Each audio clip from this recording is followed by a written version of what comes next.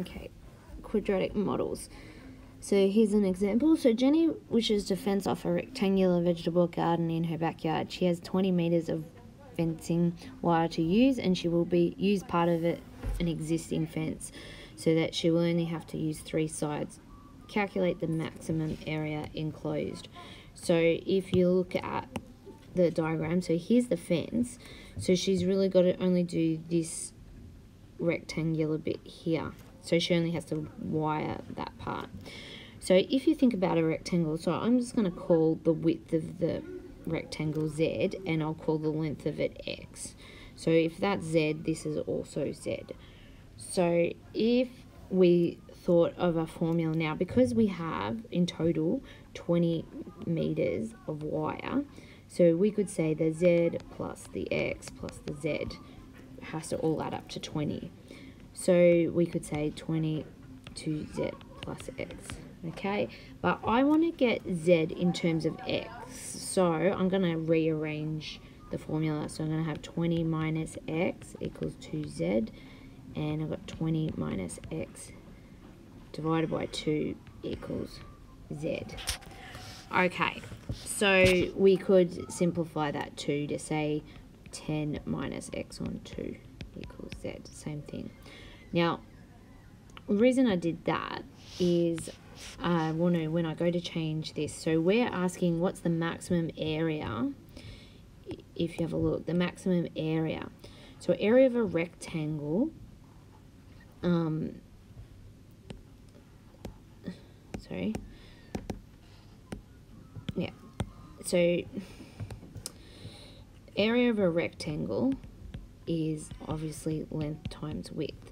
So here in this case I'm going to say X times Z, but I don't want to have, I just want to have an equation with all the same. So I'm going to say X times 10 minus X on 2. So instead of writing Z, I'm writing what Z is in terms.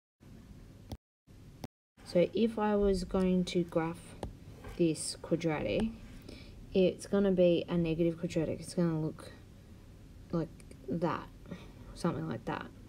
Okay, so if this was the quadratic, so really instead of saying y, it's actually area versus x. So when the maximum area occurs up here, and what's that? That's the turning point of our quadratic equation, isn't it? So we calculate the maximum area, so we need the y value at turning point equals maximum area. Okay, so we can go about it a few times. So let's go find, we know that x at the turning point is given by the formula negative b over 2a. So if you have a look at that, b is 10 in our equation, and 2 times the a value is actually negative a half in here, there.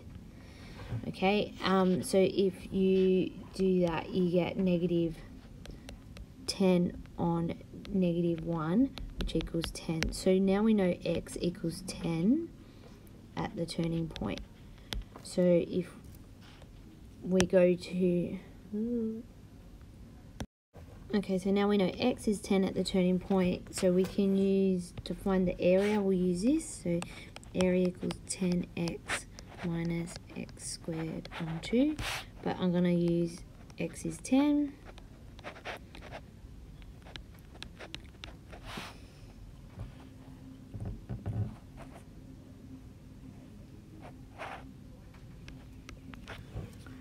So we get 100 minus 50, which equals 50, and obviously this is meters squared. So that is the maximum area that this can do.